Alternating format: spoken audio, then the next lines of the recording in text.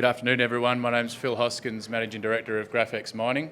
We're developing the Chilalo Graphite Project in southern Tanzania. We've just completed our definitive feasibility study that we're doing with our financier, Castlelake. The economics are extremely robust, and now we're well placed to deliver on our strategy to be a vertically integrated manufacturer of high-value graphite products. What underpins our strategy is a unique and market-leading product driven by a very coarse flake size. But it's not just about having a high-quality product in the graphite space. You have to have a great understanding of the graphite market, and I believe that the insights we can deliver are unparalleled in the developing graphite space. And that's been driven off 200 days that I've spent in China over the last 5 years, learning all the different end users, and even over the last 18 months, spending a lot of time with Western customers as well. The market itself is ripe for new entrants, particularly on the coarse flake side. Some people talk about the graphite market being oversupplied. That's limited to fine flake graphite from China and from Sire Resources. We have a funding package with a US private equity fund, and they're finalising their due diligence, and we think we're poised to become Tanzania's first graphite mine. We're located in southeast Tanzania here. Southeast Tanzania is the premier location for coarse flake graphite. Like I said, we've completed our DFS, and that is a significant condition to unlocking our senior funding package. Our resource is large, our reserve underpins our 18-year mine life, and so the study is very robust. We have a very strong market-leading graphite margin, and in the graphite space it is about margins because we're all selling different revenue products, and we're fully permitted for construction in 2020. The DFS economic outcomes are set out here. An 18-year mine life, as I said, underpinned entirely by all reserves, producing 50,000 tonnes of graphite products. One other thing that we think every successful graphite company needs to do is learn how to play some of the value-added products, and I'll talk about our expandable graphite and micronized graphite strategies that we'll deliver after we've built our concentrate project. An NPV of $330 million on a capex of $87 million, an IRR of 36%, and these are the economics that are pleasing to our financier, Castlelake, and I'll step through some of the graphite strategies that underpin those in the next few slides. This image essentially shows, there's a fair bit going on there, but in year one we're going to look to produce concentrate and sell it to the customers we've identified in China, North America and Europe. From year two we'll be looking to implement our micronized graphite strategy, and from year three our expandable graphite strategy.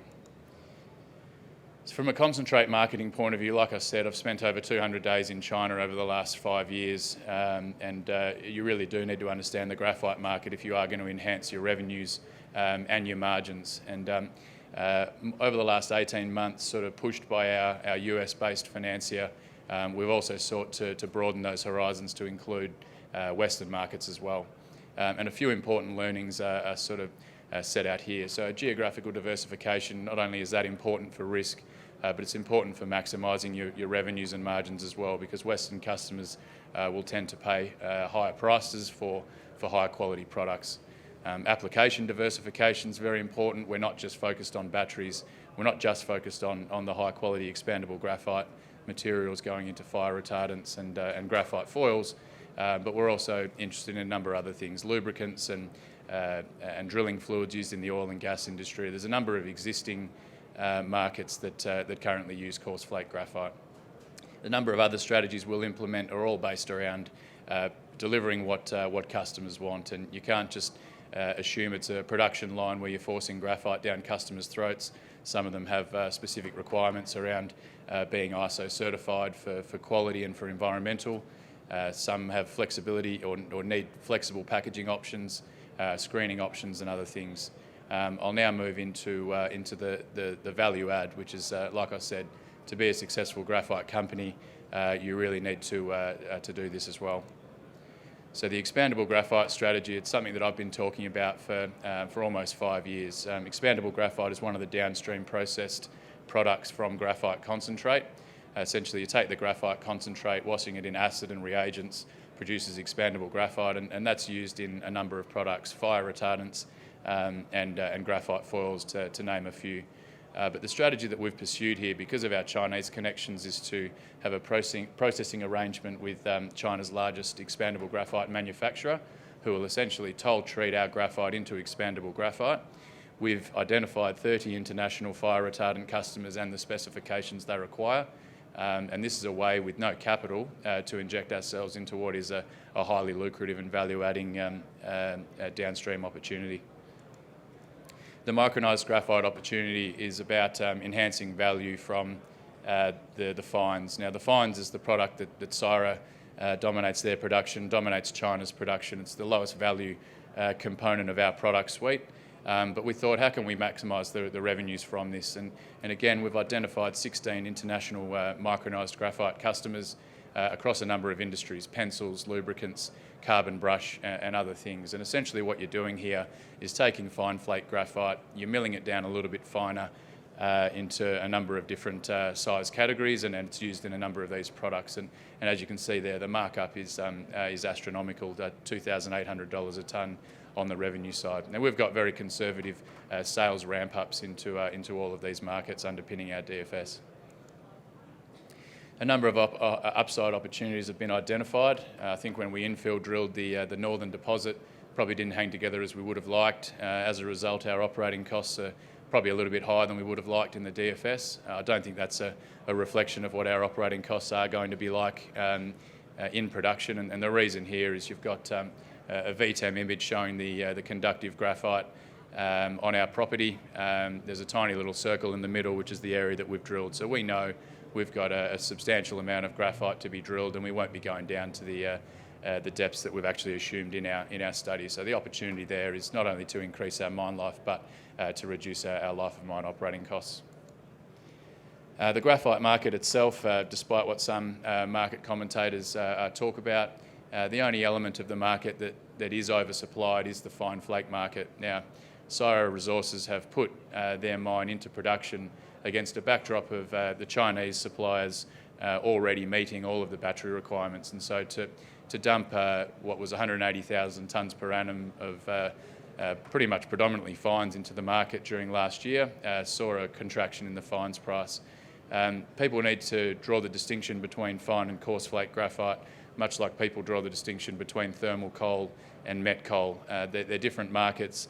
There's different supply-demand dynamics and different pricing structures. And from a coarse flake perspective, Benchmark Mineral Intelligence here are talking about an incremental demand of 145,000 tonnes of coarse flake graphite. And right now, that's not coming from anywhere. Madagascar has very intermittent supply. China's supply has had a foot put on it by the environmental crackdown. So Shandong province produces very little coarse flake graphite. And there's little doubt that the East African suppliers are the ones that are going to be needed to fill this void. In Tanzania, since the changes were put forward in 2017, we've respectfully worked with the government on some of the issues that can enable us to get financing. 16% free carried interest has been confirmed. The ability to export our product has been confirmed. And there's a number of other issues that 2 weeks ago in Tanzania I was working through, and we're confident that we'll get what we're looking for in the coming month or so.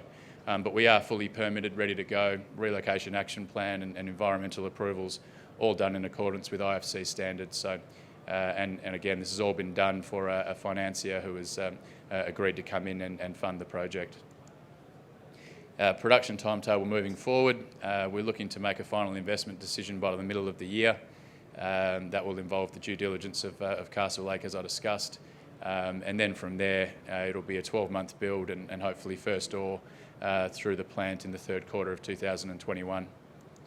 So to sum up, we have a unique and market-leading product quality driven by coarse flake, and it's been confirmed by a number of independent laboratories and customers. That's driving a very high margin graphite, and when combined with our graphite market IP, we're able to enhance the revenues and the margins. And the construction funding arrangements with Castlelake are going to mean that we can unlock that value. Thank you for your time.